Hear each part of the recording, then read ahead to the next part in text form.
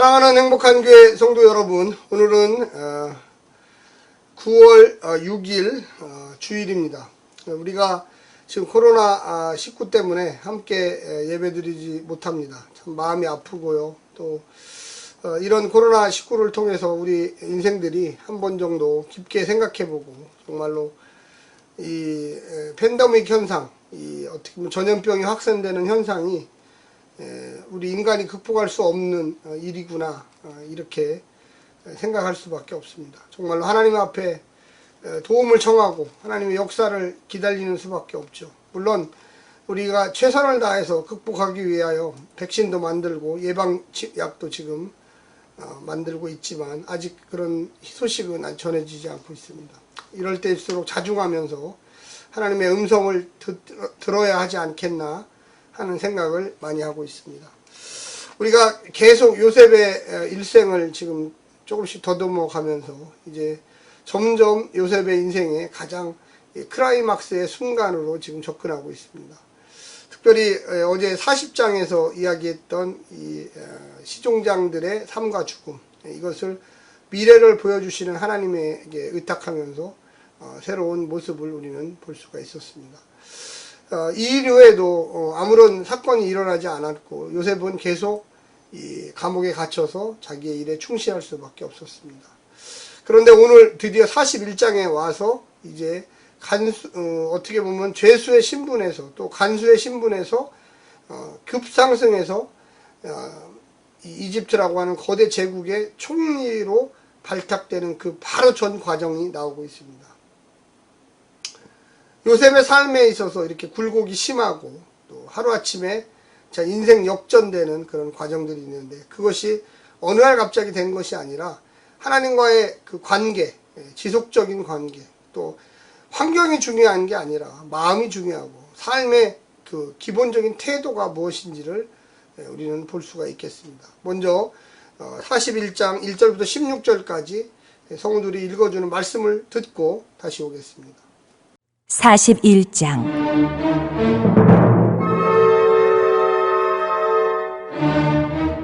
만 2년 후에 바로가 꿈을 꾼즉 자기가 나일 강가에 서 있는데 보니 아름답고 살찐 7 암소가 강가에서 올라와 갈밭에서 뜯어먹고, 그 뒤에 또 흉하고 파리한 다른 7 암소가 나일 강가에서 올라와 그 소와 함께 나일 강가에 서 있더니 그 흉하고 파리한 소가 그 아름답고 살찐 7 소를 먹은지라.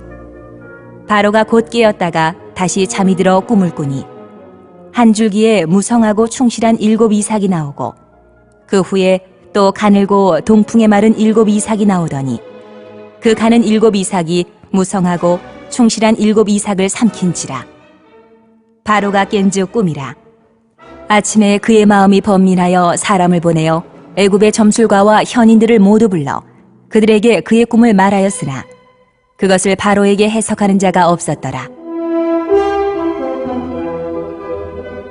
술 맡은 관원장이 바로에게 말하여 이르되, 내가 오늘 내 죄를 기억하나이다.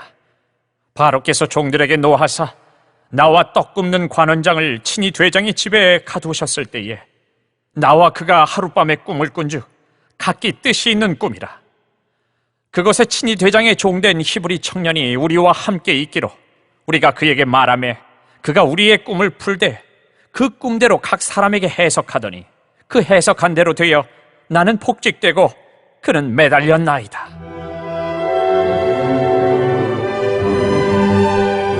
이에 바로가 사람을 보내어 요셉을 부르매 그들이 급히 그를 옥에서 내놓은지라. 요셉이 곧 수염을 깎고 그의 옷을 갈아입고 바로에게 들어가니 바로가 요셉에게 이르되, 내가 한 꿈을 꾸었으나 그것을 해석하는 자가 없더니 들은즉 너는 꿈을 들으면 능히 푼다 하더라. 요셉이 바로에게 대답하여 이르되, 내가 아니라 하나님께서 바로에게 편안한 대답을 하시리이다. 그때 술 맡은 관원장, 그가 다시금 자기가 원래 했던 일에 복직이 되어서 이제 바로에게 돌아갔습니다. 그런데 문제는 뭐냐면 요셉을 잊어버렸다는 게 문제였죠. 오늘 이 본문에 보게 되면 9절 마지막 부분에 되면 내가 오늘 내 죄를 기억하나이다. 갑자기 이 바로가 꿈을 꿨습니다. 꿈을 꿨는데 별로 안 좋은 꿈이에요. 사실은 여기 보면 나일강이 나오고요. 그 옆에서 살찐 소 7마리가 아주 뭐랄까 흉하고 파리한 다른 7마리의 소를 잡아 먹히는, 그러니까 먼저 살찐 소 7마리가 나왔는데 이 빈약한 소들이 나와가지고 이 살찐 소를 다 잡아먹어요, 사실은. 그리고 또 따로 이제 있다가 또 좋은 이삭들이 이렇게 피었어요. 7단이. 그런데 나중에 보니까 아주 마른 7 이삭이 동풍이 불면서 풍성했던 그 이삭 7개를 다 먹어버렸어요. 그러면서 아주 번민한 가운데 잠이 깼습니다. 그래서 이집트에 있는 많은 현인들, 점성술사, 꿈해몽자, 그 다음에 점술가, 이런 박사들 다 불러서 야, 좀 이 꿈 좀 해석해봐라. 그랬더니 해석을 한 명도 못해요. 하나님이 지혜를 다 막아버렸죠. 누구도 이 꿈이 뭔지를 모르는 거예요. 그래서 있는데 그 술 맡은 관원이 2년 전에 자기의 꿈을 해석해줬던 히브리 청년 요셉을 생각한 거죠. 왕실 전체가 지금 비상이 걸렸어요. 이집트 전체가 비상이 걸린 거예요.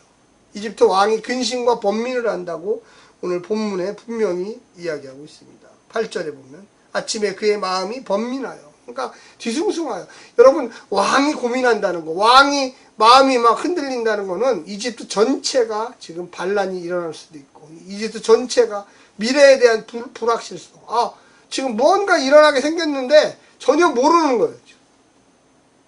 근데 그때 이 술 맡은 관원장이 생각난 거예요. 그러면서 하는 말, 아까 읽었던 8절, 내가 죄를 졌습니다. 어떤 죄냐? 내가 당연히 해야 될 일, 그가 자기를 좀 생각해 달라고 했는데 무려 2년 가까이 요셉을 잊어버렸어요. 도와줄 수 있었는데. 힘 있는 자리거든요. 높은 자리예요. 근데 이때 생각난 거예요. 내가 왕에게 이 히브리 청년을 한번 추천해 봐야 되겠다. 박사들, 현인들, 점성술사들이 전혀 한 나라의 왕이 꾸었던 꿈을 해석하지 못해서 왕이 번민하고 비상이 걸렸어요. 전 이집트가. 그래서 그럼 그 아이를 좀 데리고 와봐라. 그 청년을 좀 데리고 와봐라.